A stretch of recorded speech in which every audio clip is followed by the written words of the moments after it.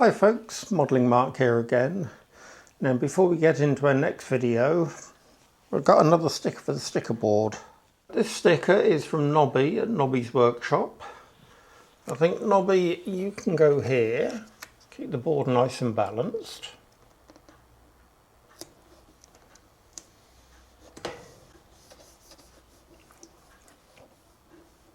And go straight.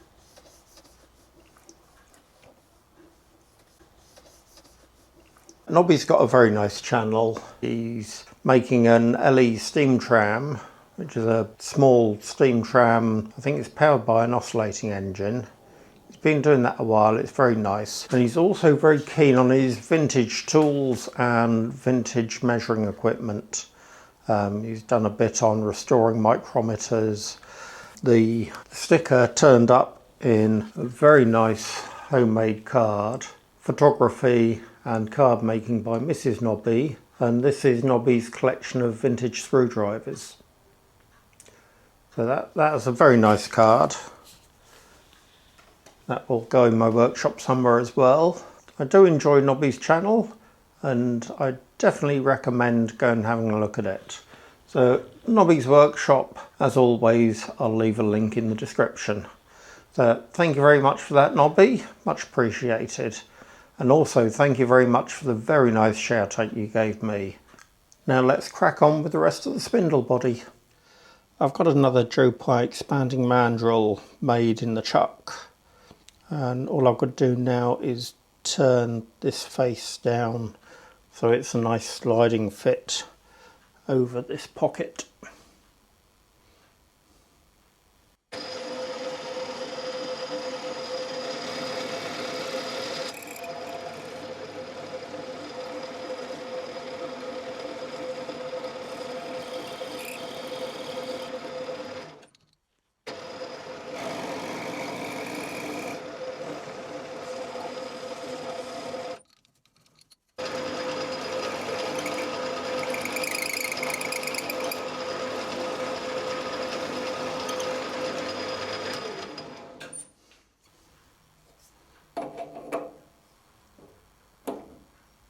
Oh, so close.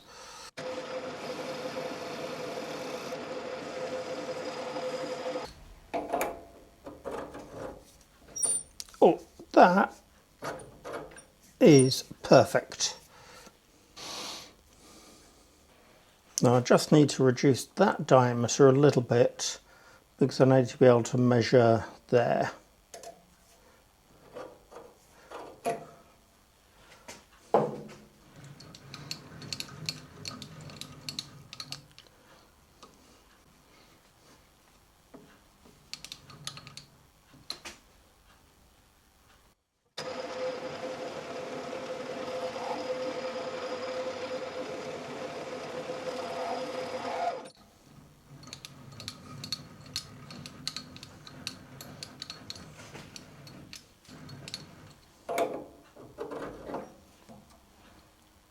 Yeah, that's just enough for me to be able to catch a caliper on.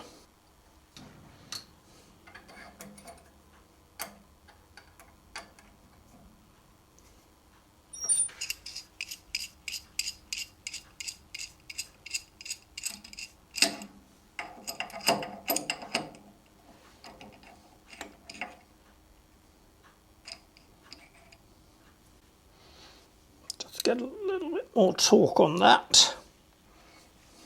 Don't know if you can see that.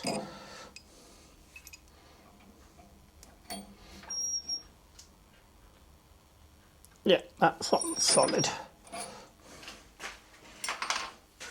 Now I'm just going to try up this end a little bit to make sure it's running nice and concentric. Then I can put the fixed steady.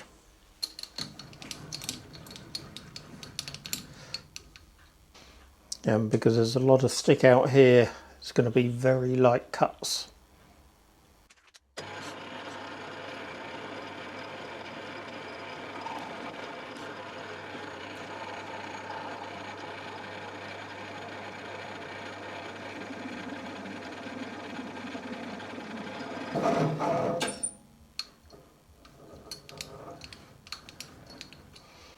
So I'm going to change that for a high-speed steel tool.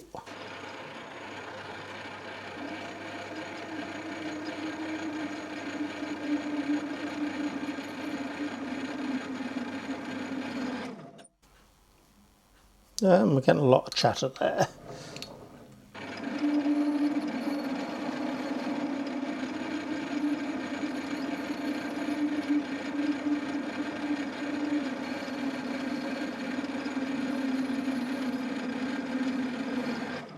There's less chatter there now, but there's still quite a bit. I'll try another spring pass and see if that will help it. I was trying to avoid putting a centre into this hole because there's no guarantee that this hole is concentric. It's a drilled hole.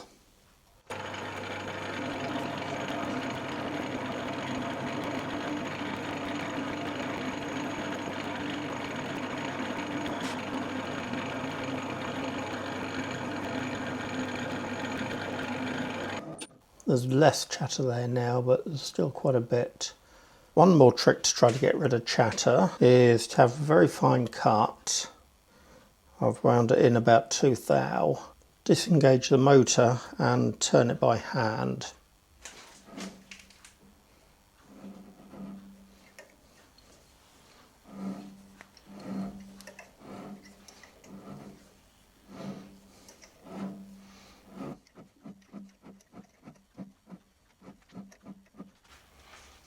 Okay, that looks like it's working. I've wound the tool into the area where the fixed steady will bear, because I don't want to do all that because it's not necessary. Even so, it's going to be a long, slow process. So I shall switch the camera off and I'll come back when I'm done. Well, that seems to have worked okay. It's taken the chatter, still not a brilliant surface finish, but that's unsurprising. And the chatter was to be expected given the amount of stick out I've got. There you can see the chattery surface here, and here's the area where I just turned it, turning the chuck by hand. So not brilliant surface finish, but it'll be good enough for a fixed steady to run on. So fixed steady in place, so hopefully we won't get the chatter now. Now I need to face this off so I get a length of 3 3/4.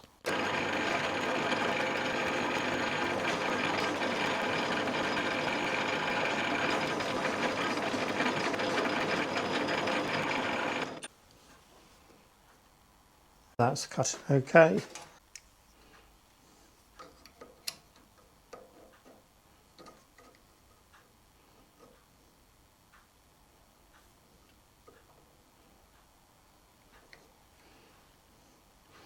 About 100 thou to come off there. So I'll switch the camera off and I'll bring you back when I've done. Just got the last 2 thou to take off now.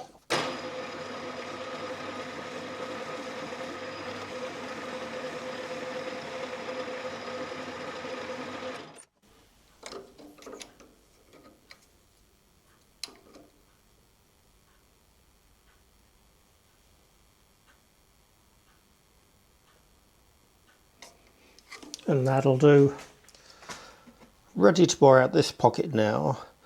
That needs to be 7/8 inch bore and 2 3/8 inches deep.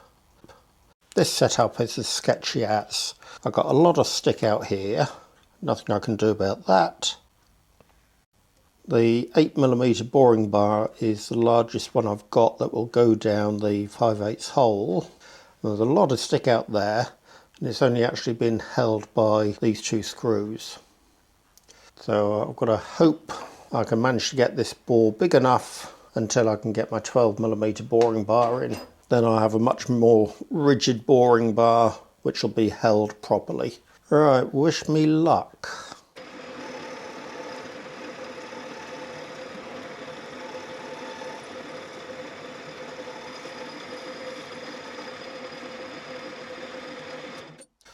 Well, looking at the swarf, it seemed to be cutting okay.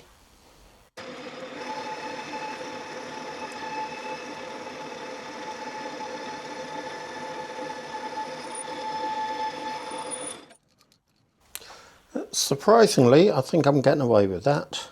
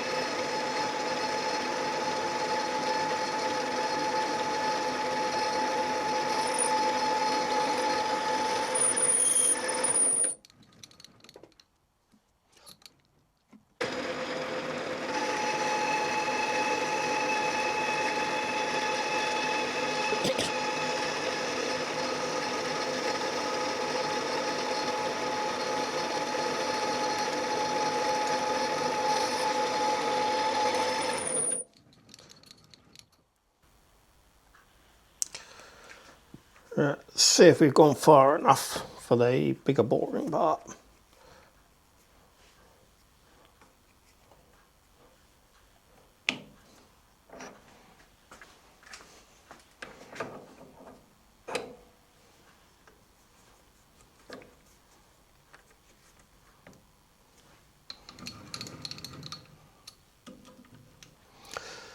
Now I can get the 12mm boring bar in. The diameter's up to about 17.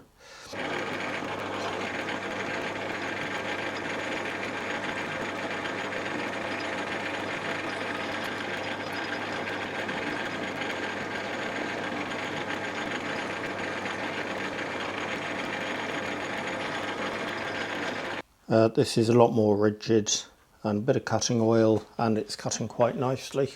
And it's not chattering. The smaller boring bar was chattering a little bit.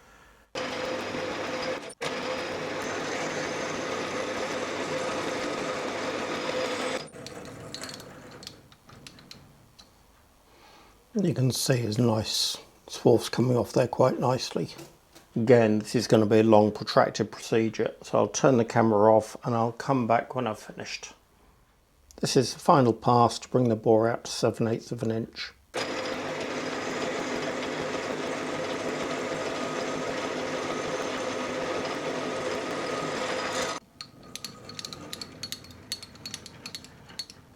And because this bore is not critical at all, it's a clearance fit, it's come out at 0.875 on the nose. Now the next feature is this little chamfer. The only reason that's there is to make sure there's clearance between the bearing sleeve and the bearing race. I don't fancy setting up a tool to chamfer that, so I'm just going to recess about 32nd of an inch, and the diameter will be the inner diameter of the outside of the race. The inner diameter of the outside of the race is 0.9875, 0.99.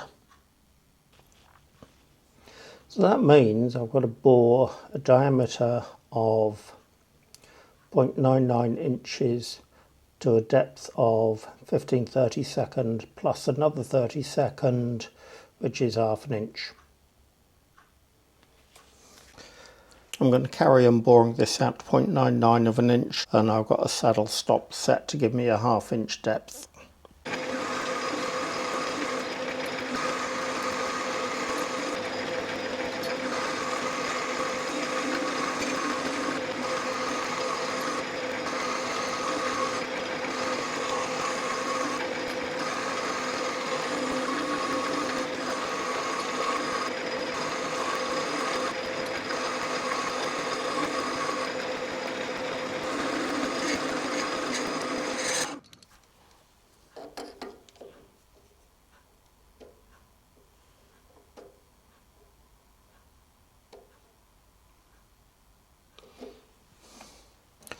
Seventh hour to go.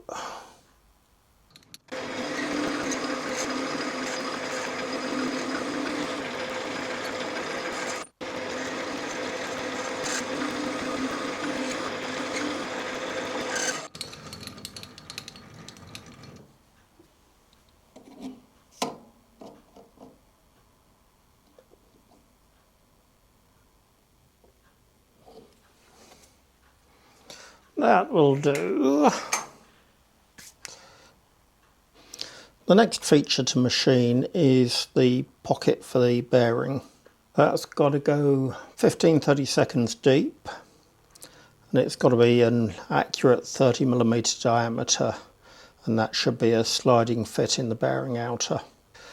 Now I've switched to a high-speed steel pre-ground boring bar. It's only a 6mm shank, but that shouldn't matter because I've got very little stick out. That's the minimum stick out I can get away with. As I did with this bearing pocket, I'll take it down somewhere close, then I'll use the bearing outer as a gauge to make sure I've got it right.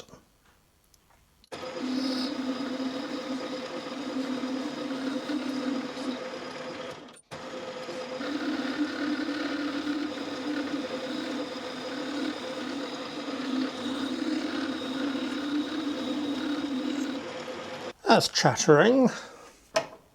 Not chattering a lot, but enough to mess up the bearing surface. Trying a different boring bar now. It's a straight one rather than one with a right angle bend in it. Still only a 1/4 inch tool, but fingers crossed because it's straight it'll be better.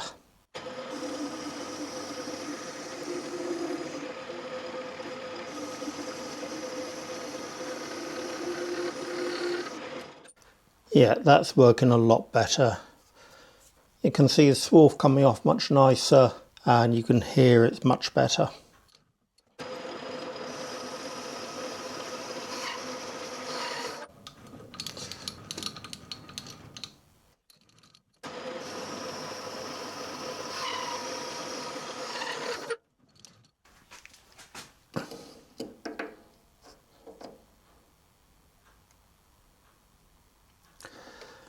There's about 80 thou to come off, so I'm going to turn off the camera now and I'll come back when we're nearly finished.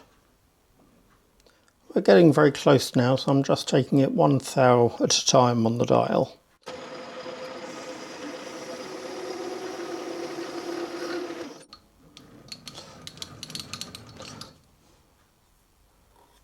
Oh, that is a mirror-like finish.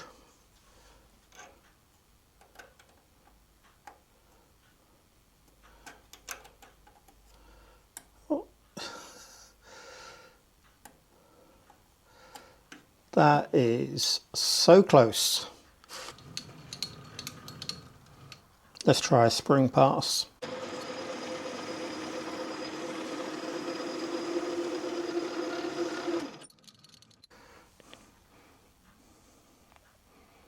Well, one thing to note, this bearing outer has got a fat side and a thin side. When it's finally assembled, the fat side goes in first and then the bearing race goes in from the outside. However, when I'm test fitting it, I'm making sure the thin side goes in, because that way I've got a fat side that I can pull on from the inside.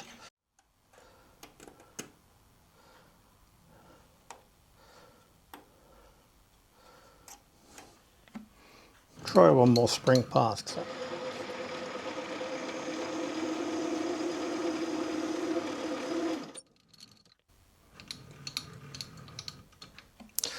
There's a bit of swarf there, so it definitely took off something.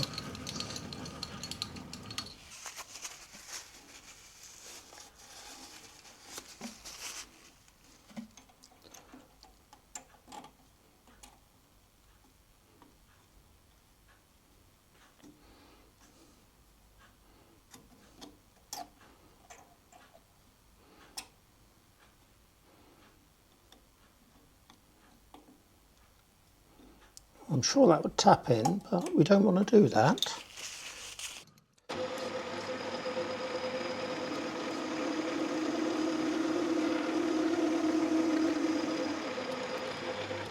After a bit of fiddling and fussing around, we got a nice fit in the bearing. It's a good sliding fit and there's barely discernible wobble there, or maybe a thou clearance. It comes in and goes out fairly easy, which is a good thing. The next task is to cut this thread. Now this is exactly the same as the other end, so I'll do this off camera. I'll come back when we're done. That's the thread finished. Put the plug in.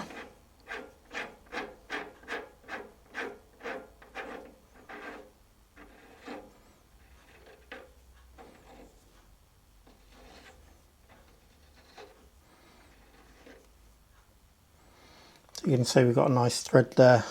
Now I've got to turn off that nib, put a centre in there, and then I can take away the fixed steady and turn the outer diameter.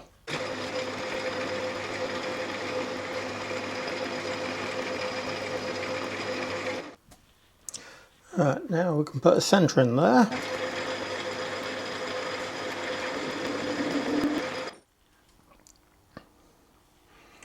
Right, now the steady rest is out the way, we got the centre in, now we can turn this down to 1 3/8.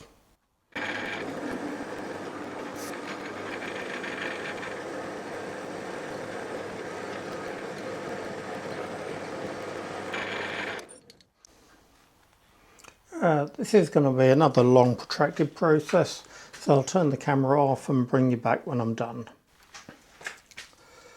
That's down to size now, and I've got a okay finish.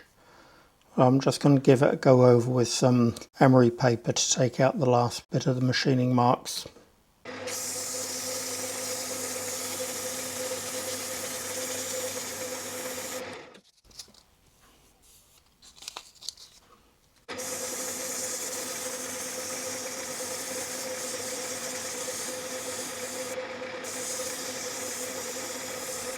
This is going to take a while, so again I'll bring you back when I've finished.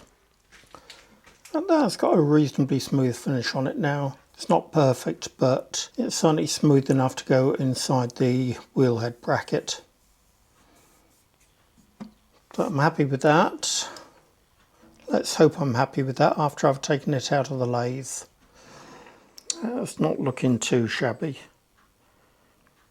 It's going to need a good clean up to get all the swarf out of it. And of course I won't be able to tell if it's actually all running true until I get it assembled and see if it spins freely. But so far so good. The only job now is to drill and tap an M4 hole in there for an M4 countersunk screw, which is the oil fill. I'll do that off camera anyway, because that's just a very simple drilling and tapping job. That's the spindle completed. The M4 countersunk screw is in there, and I've made sure it's recessed quite well below the surface. So it seems to come out quite nicely. So what I've done is I've machined a couple of dummy bearings from aluminium. These are the same bore and outside diameter and thickness as the actual bearings. So they're just good enough for a test assembly. So I'm not going to use the actual bearings until I do the final assembly because they are an interference fit. But these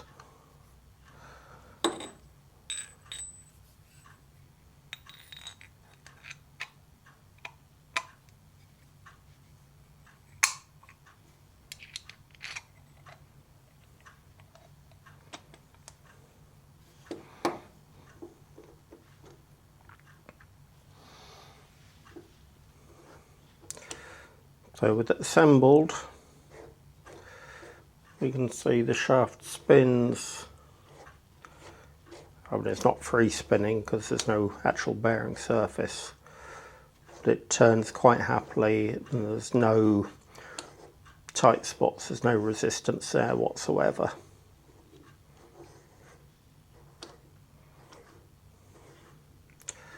So I'm happy that everything's in line and I'm going to have a successful spindle.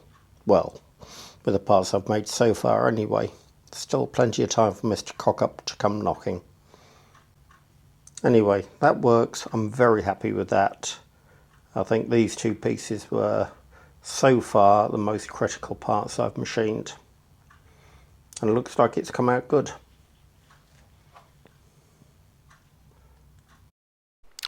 That's it for this video. Hope you enjoyed it. In the next video I'm going to take a break from the Quorn, and by popular request I'll be videoing the build of the rear tool post. That should make parting off a lot easier for me. Thanks for watching. If you enjoyed the video, please like and subscribe, and if you have any comments, leave them below. I read them all and I answer nearly all of them. Thank you. See you soon.